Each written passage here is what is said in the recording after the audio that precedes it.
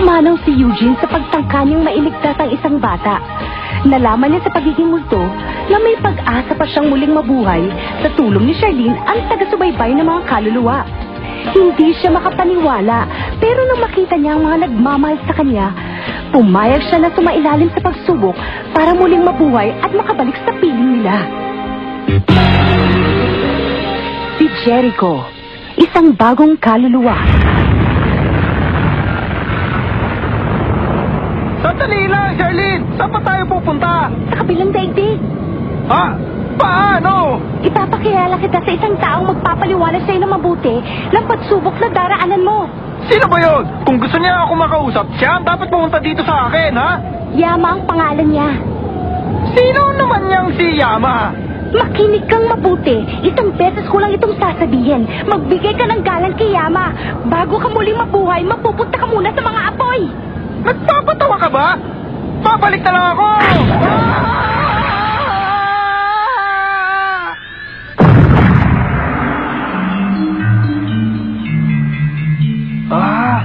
Anong lugar ito? Mukhang napakahiwaga. Ayun na. Iyan ang daan papunta sa kabilang daigdig. Ha?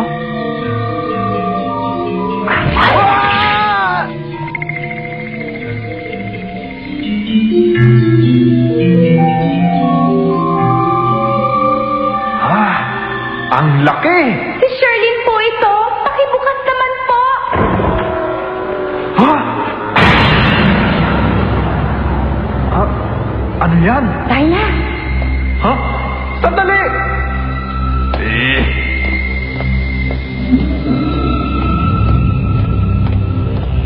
Paano kung matalo ako? Hindi na ako makakabalik?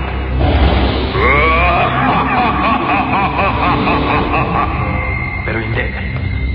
Kailangan lumaban ako. Kailangan kong gawin ng lahat para magtagumpay ako, hindi ba? Ano bang sinasabi mo? Hindi ka tumitingin. Wala. Si Charlene po ito. Kasama ko na po ngayon si Eugene. Sige, tuloy kayo.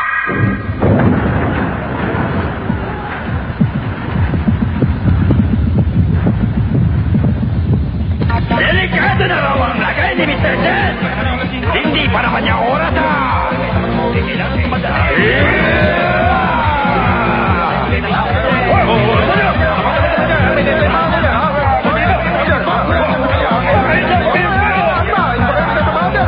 Ano bang gagawin ko dito? Ang gulo-gulo naman itong mga papel na to. Hindi ko na maintindihan to. Anong lugar ba ito? Opisina o palengke?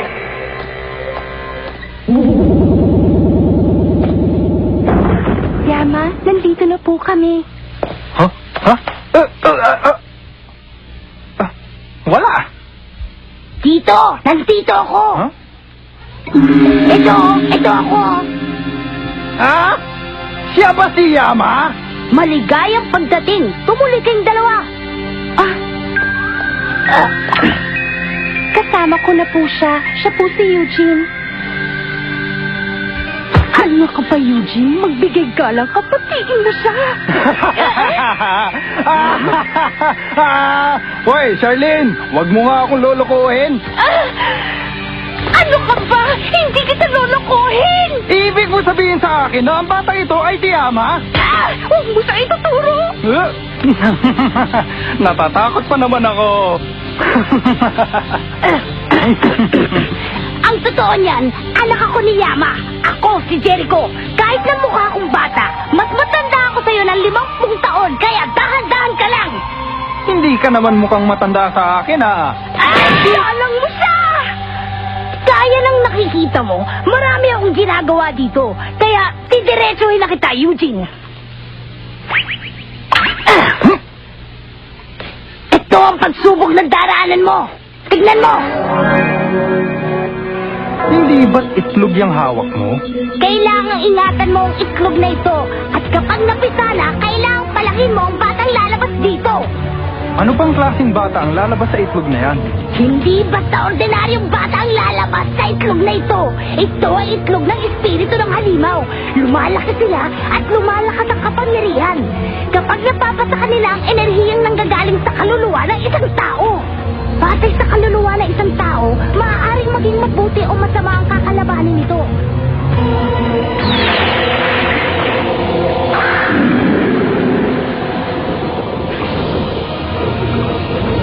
Kapag ang iisipin mo ay maglalabas ng kasamaan, lalabas ang isang napakasamang halimaw, kakainin ka nito, yun na ang katapusan mo. Imposible ka nang mabuhay at makabalik pa sa inyo. Kaya't kinakailangan mo ang dagdag na pag-iingat. Pananatiliin ko ang tibok ng puso ng iyong katawan, kaya't sa iyo nakasalalay ang iyong tagumpay.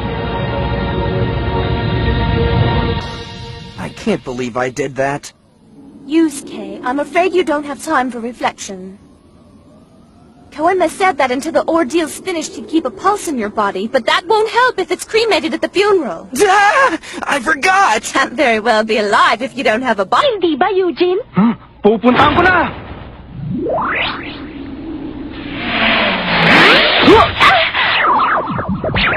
Bakit, Eugene? Pero paano ko gagawin ito? May paraan ba para makausap ng isang multong katulad ko ang isang tao? Meron. Sige nga, paano? Sa tabi ng higaan ng isang tao. Higaan? Oo, ang mga pumanaw na ay lumalabas sa mga panaginip ng tao. Doon mo sila makakausap. Sige, tara na. Hindi! Bakit? Bakit ka namatay, Eugene? Bakit sa aksidente pa? Hindi ka kasi nag-iingat. Paano na ako ngayon? Nag-iisa na ako! Wala na ako kasama! Anong gagawin ko ngayon? Anong nangyayari? Hindi siya pwede. Nakainom siya. Paano na to? Sino kaya? Alam ko na. Pupuntahan ko si Jenny.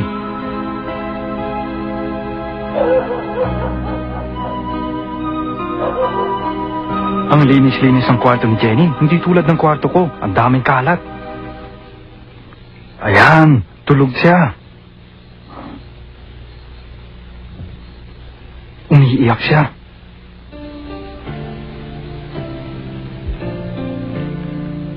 Eugene! Hintay! Hintay! Eugene! Hintay!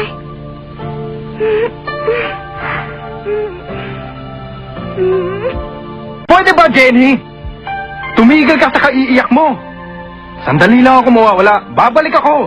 Pangako yan. Maghintay ka lang. Eugene? Nakikinig ka ba sa mga sinasabi ko? Ang bigat. Ha? Pakisabi nga kay Mami na babalik ako. Huwag nilang ililibing ang katawan ko. Dahil babalik ako sa inyo. Pangako yan, Jenny. Pangako! Jenny, huwag mo sanang kalilimutan. Ayokong makitang malungkot ka, Jenny. Eugene! Nagpakita siya. Kinausap niya ako sa panaginip ko. Hindi yata panaginip yun,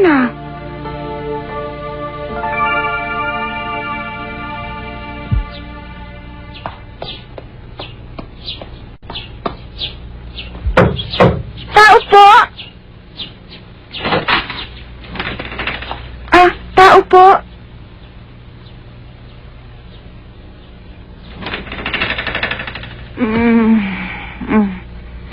Jenny. Opo. Ako po. Napanaginipan ko si Eugene. Nakikipaglaban daw si Eugene sa mga halimaw sa kabilang daigdig at naging pinuno pa siya ng mga ito. Nakakatawa, di ba? Tita Victoria? Jenny, nakita mo rin ba? Ha? Si Eugene sa panaginip? Hindi pa. Inaalala ni Jenny ang nararamdaman ng mami mo. Kaya wala siyang masabi sa kanya. Paano na yan? Mahirap paniwalaan ang panaginip. Charlene, anong gagawin ko? Pag hindi sila naniwala, ililibing na nila ang katawan ko! Ewan ko.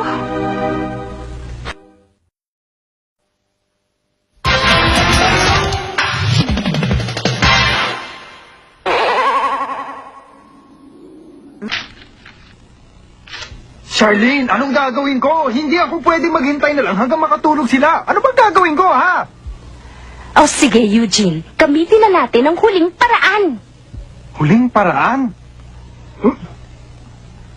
Kakausapin mo ulit si Jenny, pero hindi sa panaginip. Sasalib ka sa katawan ng iba. Sasanib ako sa katawan ng iba tapos kakausapin ko si Jenny.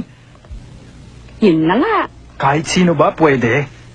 Hindi. May kailangang sundin ka.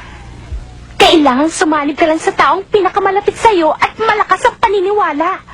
At sino naman ang taong may malakas na paniniwala? Huh? Bakit, Alfred? Ano nangyayari sa'yo? Nilalamig ako. Bakit? May sakit ka ba? Wala. Pagkaraniwan ba talaga yan sa kanya? Oh, ano? Maaaring nakakaramdam siya na may espiritu sa paligid natin ngayon, hindi ba? Oh? May multo. Kapag ganito nararamdaman ko, makakakita ako ng kaluluwa.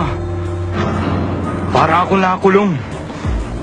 At hinahabol ang multo ng isang matandang babae. May masamang mangyayari sa akin. Si Alfred? Aba, nakapagtataka. Huh? Huh? Nandito na naman ang multo sa paligid natin. Totoo ba yan? Yung matandang babae ba ang sinasabi mo, Alfred? Hindi, siguro aso o pusa lang. Basta mahinang multo lang. Ano? Lagot ka sa akin! Hindi! Hindi ko gagawin! Sino sasanib sa katulad ni Alfred? O sige, kung ayaw mo, ililibing ka na! Malapit na. Oh, Alfred, ano nangyayari sa'yo? Ano yung ginagawa mo? Alfred, gising! ngayon pwede ka nang sumalib sa kanya. Oh, May 1 oras ka lang simula ngayon hanggang sa paglubog ng araw. Hindi kakayanin ni Alfred ang higit pa sa 1 oras. Kapag nabigo ka pa dito, wala nang iba pang paraan. Wala na. oh.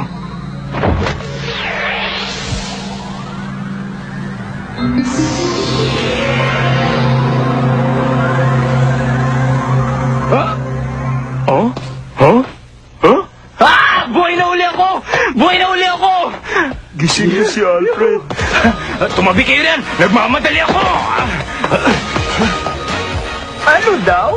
Anong sabi niya? Sayang oras! Ang oras!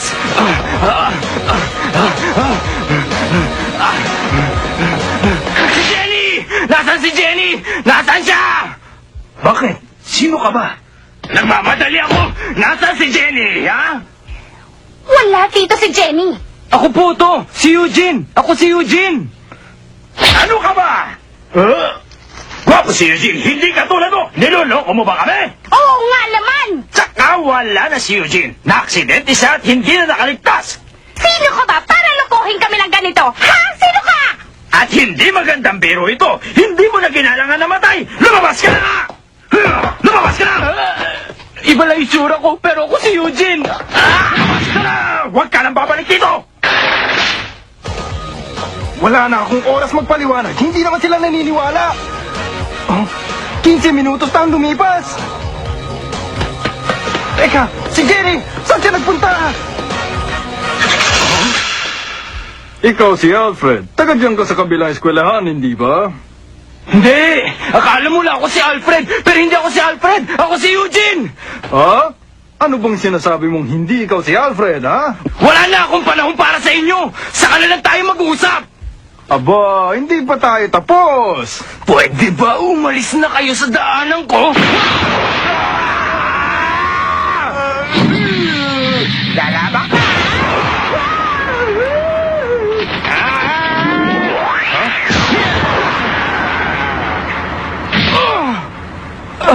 Talagang matigas ka!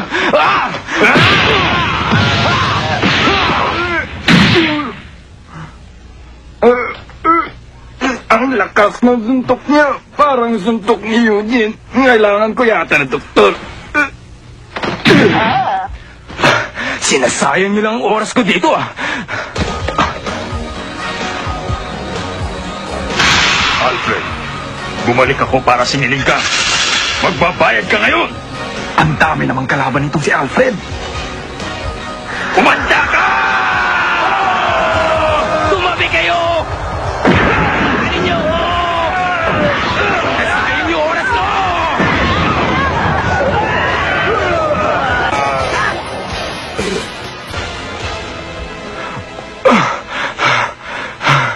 Sayang ang oras. Nasaan kaya si Jenny? Ha? Ang mga kaibigan ni Jenny. Ayos. Sana okay lang si Jenny. Kawawa naman siya, no? Palagi siyang malungkot. Si Jenny.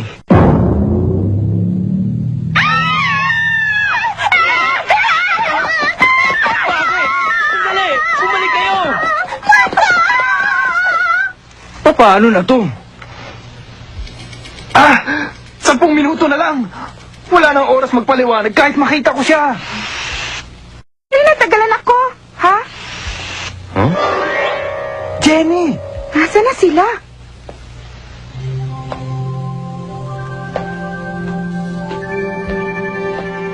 Paano ko siya kakausapin? Hindi siya maniniwala pag ganito ang itsura ko.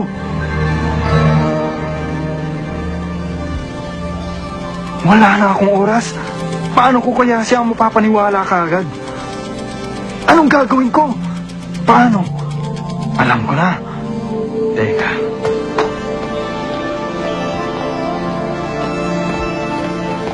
Jenny! Ha?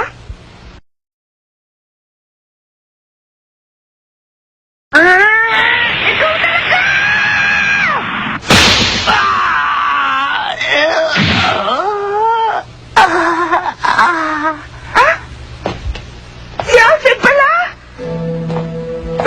Hindi! Tama! Si Eugene nga ako! Ang lakas mo talaga sa muntok! Ang sakit nun ah! Si Eugene? Imposible yata yun, ah. Ikaw na ba talaga yan, Eugene? Ako nga.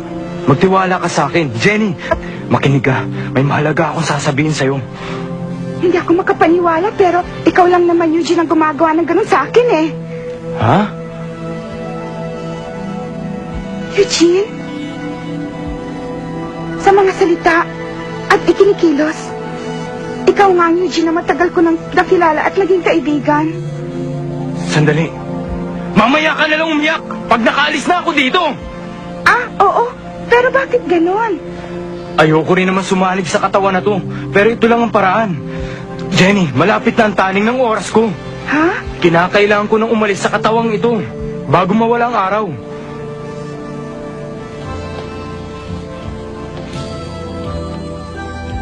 Jenny, babalik ako. Huwag mong palilibing ang aking katawan. Babalik ako, magtiwala ka lang. Hintayin mo ako, Jenny. Jenny, sundin mo sana ang sinabi ko. Ah,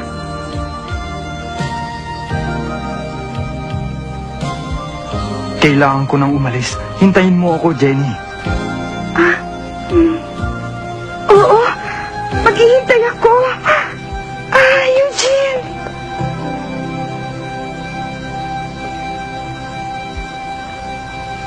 Paalam sa'yo, Jenny. Ha?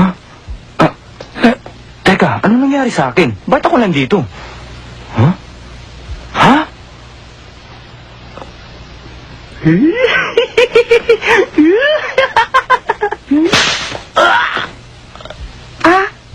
Hindi ko sinasadya.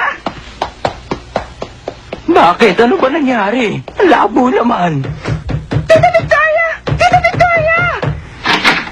Ha? Tita Victoria, makinig ka sa sasabihin ko. Si Eugene! Si Eugene nandun. Ha? Pinuksan ko ang kabahong niya para tinan siya ng huling beses. Pero talagang hindi pa rin ako makapaniwala na wala na si Eugene sa akin. Hindi totoo ang lahat na ito. Ha? Tumitibok. Tumitibok ang puso niya. Si Eugene! Buhay siya! Buhay!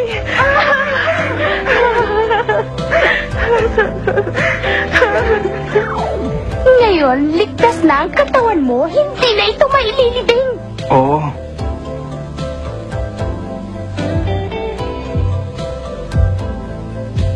Buhay. Buhay ang itlog. Ha? Ngayong araw na ito, kabutihan lang ang nagawa ko. Ewan ko, ang dami-dami mong nakaaway kanina eh. Huh?